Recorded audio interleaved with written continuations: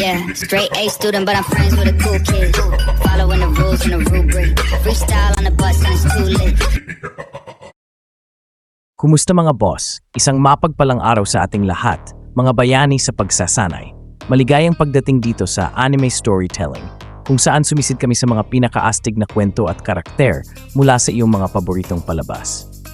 Ngayon, pinag-usapan natin ang tungkol sa isa sa pinakamapangyarihang bayani kailanman, si Saitama mula sa One Punch Man. Naisip mo na ba kung paano naging napakalakas ni Saitama na kaya niyang talunin ang sinuman sa isang suntok lang? Well, nasa tamang lugar ka. Tuklasin natin ang sikreto ng kamanghamanghang pagsasanay ni Saitama. Hindi nagsimula si Saitama bilang isang napakalakas na bayani. Isa lang siyang regular na lalaki na gustong maging bayani para masaya. Isang araw, pagkatapos na mahigpit na pakikipaglaban sa isang halimaw, nagpasya siya magsanang husto. And guess what? Nagsanay siya ng husto, kaya nawala ang lahat ng kanyang buhok, ngunit naging pinakamalakas na bayani kailanman. So, ano ang lihim niyang pagsasanay?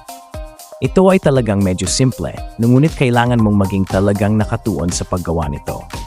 Narito ang ginawa ni Saitama araw-araw. 1. 100 sit-up, 300 squats. 4. 10-kilometer run, mga 6 milya iyon.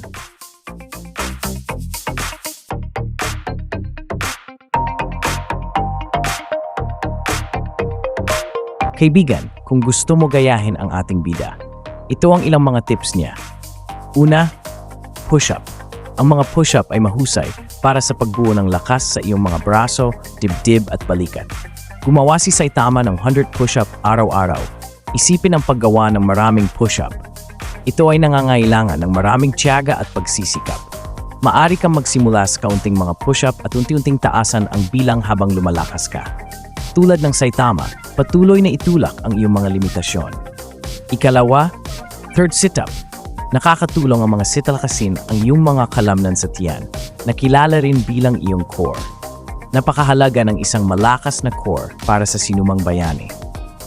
Tiniyak ni Saitama na matigas ang kanyang core. Ikatlo, 100 squats. Ang mga squats ay kahanga-hanga para sa pagbuo ng mga kalamnan sa binti. Tinutulungan ka ng malalakas na binti na tumakbo ng mas mabilis at tumalon ng mas mataas tulad ng isang superhero. O ng mas mahaba habang ikaw ay bubuti. Baka isang araw di siya gumamit ng air conditioning o pampainit sa kanyang bahay, gaano man ito kainit o kalamig. Ito ay para lalong magpatigas ng kanyang isip at katawan. Nakakain din siya ng 3 beses sa isang araw, ngunit walang merienda. Ginawa ito ni Saitama araw-araw sa loob ng 3 taon nang hindi nawawala ang isang araw. Tama, walang pahinga, walang dahilan. Naisip mo bang gawin iyon? Nagpapakita ito ng hindi kapanipaniwalang dedikasyon at determinasyon para marating ang rurok ng lakas at tagumpay. Kaya kung ako, sa'yo subukan na, char! Dahil sa kanyang pagsusumikap at dedikasyon, sinira ni Saitama ang kanyang mga limitasyon at naging napakalakas na kaya niyang talunin ang sinumang kalaban sa isang suntok lamang. Kaya naman tinawag siyang One Punch Man. Kaya, ano ang matututuhan natin sa lihim na pagsasanay ni Saitama? Ito ay hindi lamang tungkol sa paggawa ng mga pagsasanay. Ito ay tungkol sa pagiging pare-pareho, hindi sumusuko, at itulak ang iyong sarili na maging mas mahusay araw-araw. Ipinapakita ng pagsasanay ni Saitama na hindi mo ito gagawin dahil ito ay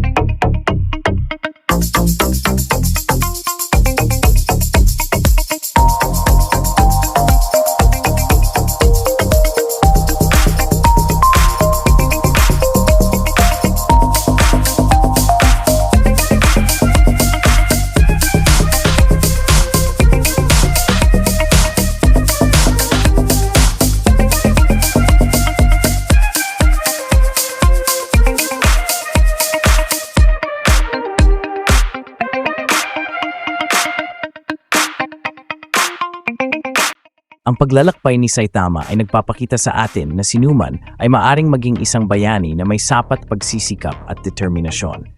Kaya ipagpatuloy ang pagsasanay, manatiling positibo at baka isang araw maging bayani ka rin. Mga boss, manatiling masaya at magsanay para sa pinalakas na kaisipan, gaya ng One Punch Man. Mga boss, salamat sa panunood ng ganitong mga video at isang mapagpalang araw sa ating lahat. Sa ulitin mga boss, salamat sa panunood, mga bayani. Kung nagustuhan mo ang video na ito, tiyaking i-like, i-subscribe at pindutin ang bell icon na iyon para hindi ka makaligtaan ng isang adventure. Mag-iwan ng komento sa ibaba at sabihin sa amin kung sino ang iyong paboritong bayani o kung ano ang iyong ginagawa upang maging mas malakas. Magkita-kita tayo sa susunod na video dito lamang. Yan sa Anime Storytelling.